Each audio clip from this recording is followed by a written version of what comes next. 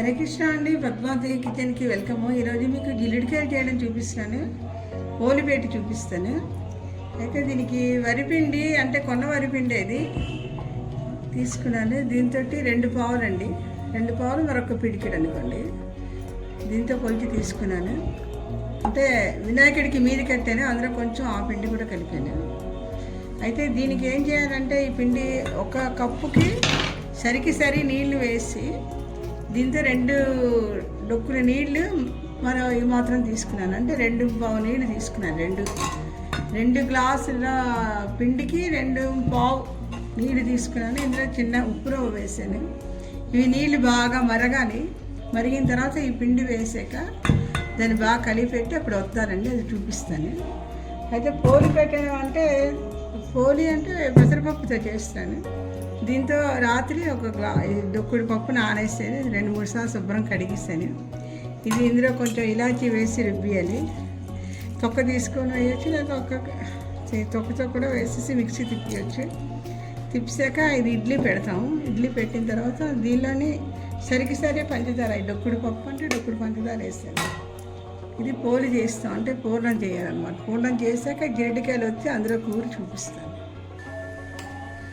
ఇప్పుడు ఈ పెసరపప్పు నానేసింది మిక్సీ తిప్పానండి.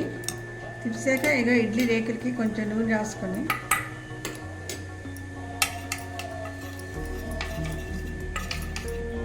ఇలాగ రేకుల్లో పెట్టుకుంటాము. ఇడ్లీకి తెలుసు కదా, ఇడ్లీ పెట్టాము.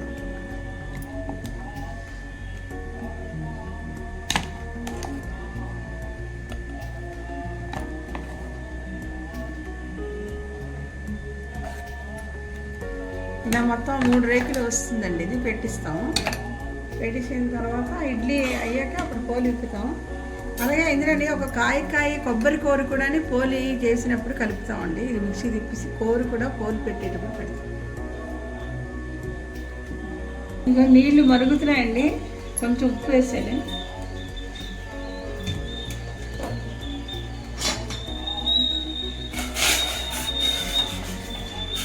ఇందులోని కొంచెం ఆయిల్ వేసుకోవాలండి. పిండి అంటే చేతికి అంటుకోకుండా ఉంటుంది. 2-3 చెంచాలు ఇవ్వండి.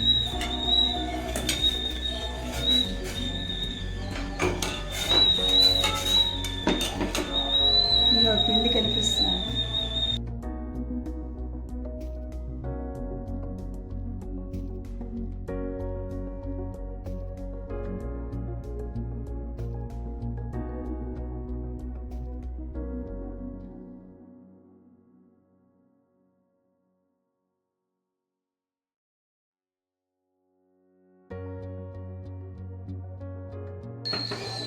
అంతేనండి, ఉడికిపోయింది. ఇది కొంచెం దగ్గరగా కలిపిసుకుంటాము. మనము జిరుడికాయ వచ్చేటప్పుడు కొంచెం నూనెని నీళ్లు కలిపి తడిచేసుకొని వస్తారండి. ఇదిగోటండి ఇడ్లీలు ఇలాగయ్యి ఎక్కువ కూడా పెట్టి వచ్చేది. ఒక గిన్నెనికి కూడా నూనె రాసి ఒకే ట్రిప్ కూడా కొంతమంది పెట్టేసుకుంటారు. ఇదిగో ఇలాగా మూకుళ్ళని కొంచెం నెయ్యి వేసుకొని ఈ కొబ్బరి కూర చేసుకున్నాం కదండి, ఇది కొంచెం నేతిలో వేచాలండి.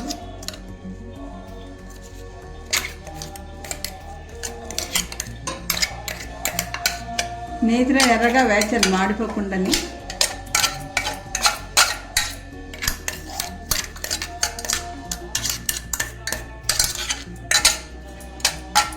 ఇది ఇలాగా వేసుకుంటుంది. ఇప్పుడు మనం ఇడ్లీ తీసుకున్నాం కదా, ఆ ఇడ్లీలు కొంచెం ముక్క చెక్కలా చేసి మిక్సీ తిప్పేసుకుంటే మీకు ఇలా పువ్వులా విడిపోతుంది. ఇలా ముక్క చెక్క చేసేసి కొంచెం మీడియంలో సిమ్లో కానీ తిప్పాలి, అది లోలోని మిక్సీ. ఇందులో కొంచెం ఆయిల్ చుక్క వేస్తే మీకు చక్కగా విడిపోతుందండి.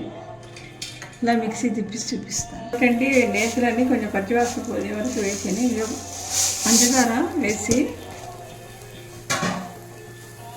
ఇందులో కొబ్బరికాయ కొట్టగా వచ్చిన నీళ్ళు ఉంటాయి కదా, అవి వేసిస్తాను.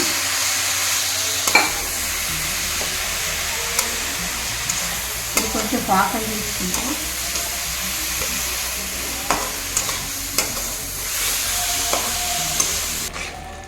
ఇదిగోండి కొంచెం పాకం వచ్చే వరకు తిప్పుతున్నాను. ఒకవేళ మనకి మిగిలాయంటే మనం పిండికి తగ్గట్టు చేసి బూళ్ళ కింద తిప్పి ఇలా ఉండపాకం వస్తే చాలు.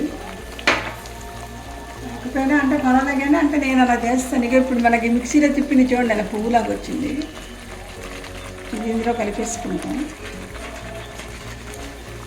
ఇలా చేయడం వల్ల ఏంటవుతుందంటే మనం జిల్లుడికాయ అల్లినప్పుడు మన కింద మీద పడిపోకుండా మనం చిన్న చిన్న ఉండల్లా చుట్టుకొని అందులో తిప్పించుకుంటే మీకు నీట్గా వస్తుంది.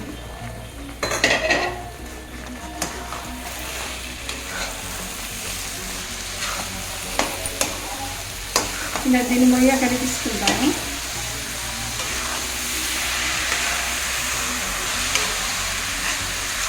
ఇది కొంచెం చల్లారనివ్వాలి. చల్లారనిచ్చిన తర్వాత వేడించిన తర్వాత దీని మీద ఒక క్లాత్ తడిపేసి ఇలా పెట్టేసుకుంటే అవి పిండి మీకు డ్రై అయిపోకుండా ఎండిపోకుండా ఉంటుంది. అప్పుడు మనం ఈ మాత్రం వేసి తీసుకోవాలండి. ఇలా పెట్టేసుకున్నామంటే మీకు నీట్గా ఉంటుంది, అంటే ఎండిపోకుండా ఉంటుంది. ఆ తర్వాత ఇప్పుడు ఏం చేయాలంటే ఇప్పుడు ఇంత తీసుకున్న తర్వాత ఇప్పుడు ఇందులో ఇన్ని నీళ్ళు తీసుకున్నాం కదా, దీనిలో కొంచెం ఆయిల్ వేసుకోవాలండి.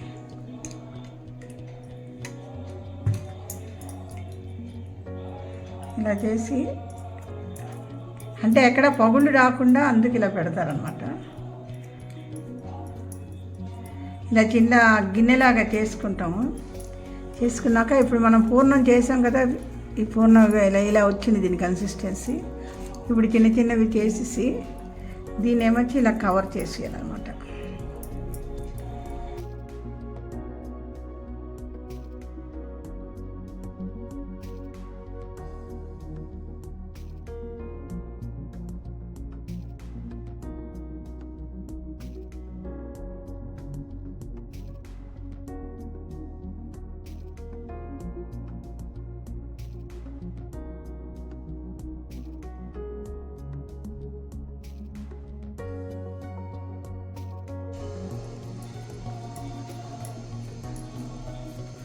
ఇలా ఇలా ఇలా ప్రెస్ చేస్తే మీకు విడిపోకుండా ఉంటుంది.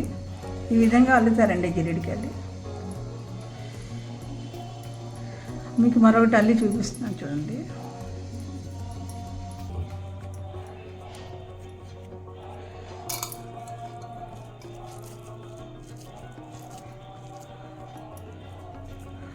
ఇది ఇలాగా మీరు ఈ షేపులు ఎలాగైనా చేసుకోవచ్చండి. మొత్తం ఇలా కలిపేసి ఇవి చూడండి ఇలా రౌండ్గా కూడా తిప్పించుకోవచ్చు.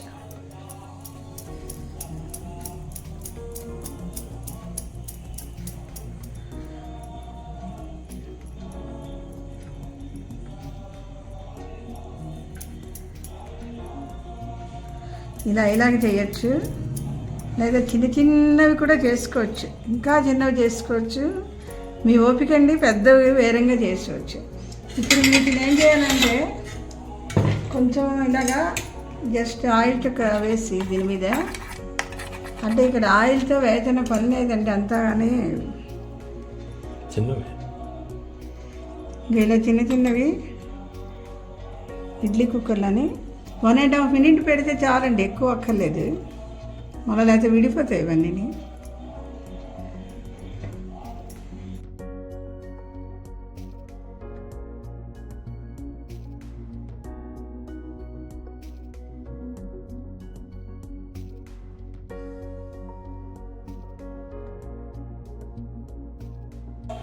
నీళ్ళు వేసి రేకులు పెట్టేసి 1 minute లేదా 1.5 minute కంటే ఎక్కువ అక్కర్లేదండి, అయిపోతాయి.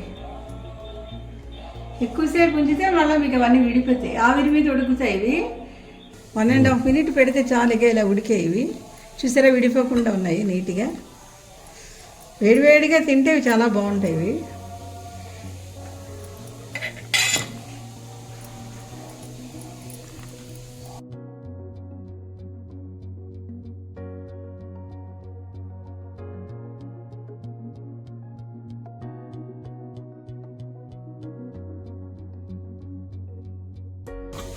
అయితే మీరు ఇందులోని ఇంకోటి ఏంటంటే మీరు అల్లేటప్పుడు పిండి ఎక్కువ పలచగా పెట్టుకొని చేయండి, లావుగా చేయకండి.